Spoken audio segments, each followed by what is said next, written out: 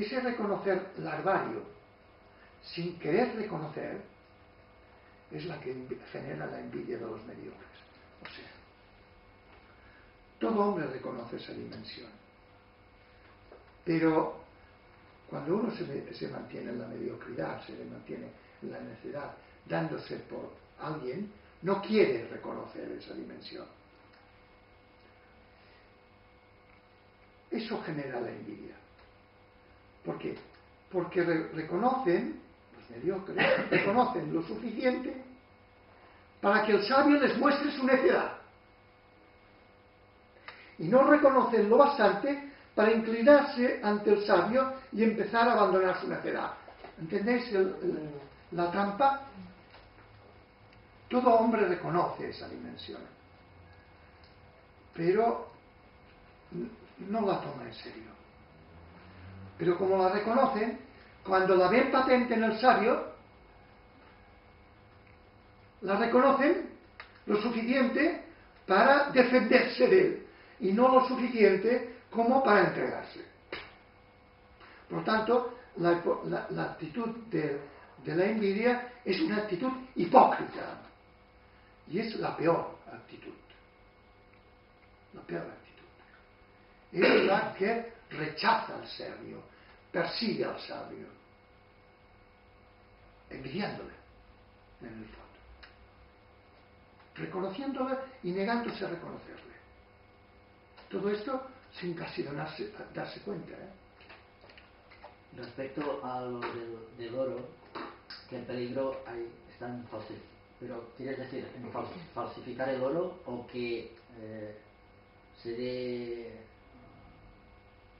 no sé cómo decirlo, que se dé plata por oro? Que no, es más sutil. O sea, habría alguna manera de que dar cobre y decir que es oro sería engañar a ciencia y conciencia, pero hay un peligro más sutil y es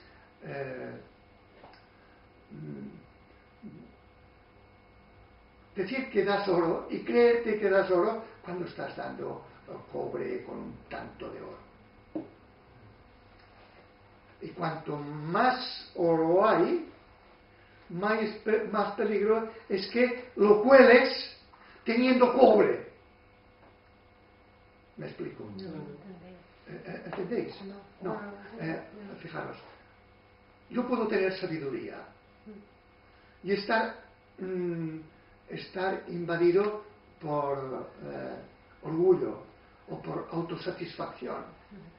Cuanta más sabiduría doy, si hay autosatisfacción de mí, si no hay aniquilación de mí, más fácil es que os endilgue algo que es falso.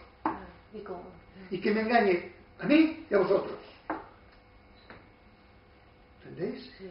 Es útil que el sabio sea completamente sabio y se dé cuenta de cuando se le cuela el que todavía él es un existente. Que todavía él, o sea, que él ya no es sabio, él no es. Cuando él es sabio y se ofrece como sabio, ya le hemos fastidiado. Y ese riesgo es mayor cuando más sabio eres. ¿No? Bueno, todo lo que dice que es muy importante. Y lo de la envidia también es muy importante. Podemos con mucha facilidad convertirnos en hipócritas envidiosos cuando se nos presenta la luz en una persona o en un texto, y que es un maestro también, en un texto, y te haces el longhi para no reconocerlo y sigues con tu propia vida y de hecho pues reconoces al sabio y lo rechazas a la vez, y en la medida en que tú te enrolas en tu propia vida y no quieres alejarte de tu propia vida, acabas siendo enemigo del sabio. Acabas siendo enemigo del sabio.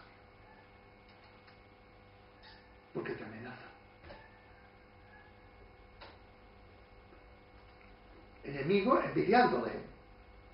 Quisieras y no quisieras tener lo que él tiene. Quisieras tener lo que él tiene sin pasar por lo que él ha pasado, que es morir. Y entonces ahí se crea una actitud de amor-odio, que es una actitud hipócrita, de envidia y de agresividad, ¿no?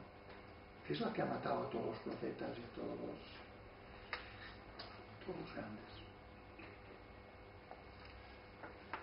Dice, en el día de la discriminación se mostrará que los envidiosos son lobos. Son depredadores, son lobos. El hedor oculto, el día de la discriminación, aquí él siempre hace referencia, es un musulmán, al día de la resurrección final, pero también está haciendo referencia a ese día, que hablamos el otro día, en que uno tiene lucidez sobre sí mismo y es capaz de decir, ¿pero qué he hecho de mi vida? Pues en ese día de la discriminación, el hedor oculto se manifestará a cada uno. Dice el hedor oculto que solo llegaba a los corazones. Se manifestará el día de la resurrección. Sí, ahí que solo llegaba a los corazones, ¿qué quiere decir? Bueno, pues eso, que se manifestaba el hedor oculto ya a los corazones que tenían un poco de finura, ya lo notaban ese olor, pero el día final será patente a todo el mundo, ¿no? Estos lobos parecen defender una causa justa, pero en su fondo saben que no lo es. Eso es como los que mataron a Jesús, o como los que perseguían al profeta, el profeta Mahoma en la Meca, etc. Parecen defender una causa justa, defienden la religión, la creencia, no sé qué, pero en su fondo saben que no lo es. Por eso son especialmente crueles. Es curioso porque siempre me había preguntado por qué el que había traicionado a Jesús era uno próximo. Y ahora pienso que es lógico, lo que estás explicando. O sea, sí. la traición, no sé cómo decirlo, pues, la traición, sí. O sea, la envidia tiene que nacer de la gente próxima, o sea, de la gente que ha palpado, que ha tocado, que conoce y que se pone a la defensiva, pues porque tiene miedo a ese camino o por lo que sea, ¿no? Sí, el caso de Judas tiene que ser alguien próximo, o sea, no puede quitar lo que los matarán a último, quizá que los que lo llevarán a término serán lejanos, pero el que lo provoca son los próximos. Sí, realmente. En el caso de Mahoma fueron sus conciudadanos, sí. En el caso de Jesús pues fueron los judíos, no fueron tanto los romanos, sino fueron los judíos los ejecutores eran los romanos. También verán un peligro político. Sí. Los que verdaderamente lo llevan al patíbulo son sus hermanos, ¿no? Sí, esto es así. Y en el caso de Judas, lo más probable es que él era un judío convencido y tenía una idea del Mesías. Pero seguramente estaba pensando que hacía lo correcto porque se estaba defendiendo él. No solo estaba defendiendo él, sino que podríamos decir que atacaba a un impostor, porque él esperaba que Jesús fuera el Mesías, que salvara a su pueblo de Israel, ¿no? Y Jesús no está yendo por ese camino, sino que podríamos decir que desvía la idea de Mesías a un terreno que no es el de la creencia judía. ¿Comprendes? La creencia judía que corría por aquel tiempo, más fina no, pero que corría por aquel tiempo es que el Mesías sería un caudillo espiritual y militar que liberaría al pueblo, ¿no? Y Jesús no quiere saber nada de lo militar.